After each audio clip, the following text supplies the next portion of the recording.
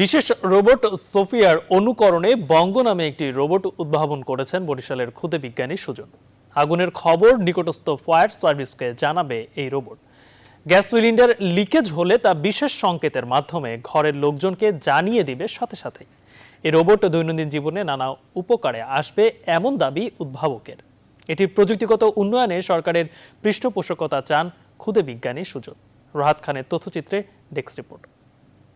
বঙ্গবন্ধু শেখ মুজিবুর রহমান হলেন হাজার বছর শ্রেষ্ঠ বেঙ্গলি। বাংলা ইংরেজি সহ আঞ্চলিক ভাষায়ও কথা বলতে পারে রোবট বঙ্গ।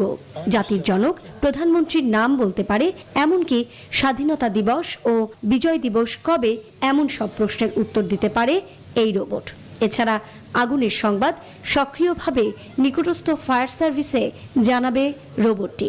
গ্যাস সিলিন্ডার লিকেজ হলেও বিশেষ সংকেতের মাধ্যমে ঘরের লোকজনকে জানিয়ে দেবে সাথে সাথে। রোবটের মাধ্যমে এমন সুবিধা পাওয়ার কথা জানান উদ্ভাবক ক্ষুদে বিজ্ঞানী সুজন পাল।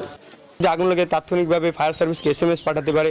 তারপর যদি ঘরের মধ্যে গ্যাস লিক হয় ও সেটা শুকে গ্যাসের ঘ্রাণটা শুকে ও তাৎক্ষণিকভাবে বলে দিতে পারবে যে গ্যাস লিক হয়েছে। এই রোবটটি প্রযুক্তিগতভাবে আরও উন্নত করতে চান সুজন পাল। সরকার যদি আমাকে পৃষ্ঠপোষকতা দেয় তাহলে আমি এটাকে আরো ডেভেলপ করতে পারবো। রোবট সোফিয়ার অনুকরণে 4 মাস আগে এই রোবট তৈরির কাজ শুরু করে সুজন। গেল 21 মার্চ বঙ্গর সফল উদ্ভাবনের কথা জানান তিনি। এ খবরে উচ্ছ্বসিত সুজনের পরিবার ও এলাকাবাসী। রোবটে কথা বলে, যে প্রশ্ন করে প্রশ্নের উত্তর দেয়, এখন আমাকে সবারই ভালো লাগতেছে। ওই রোবটটা আসলে দেখার জন্য আসছি, দেখে আমার কাছে ভালো লাগলো।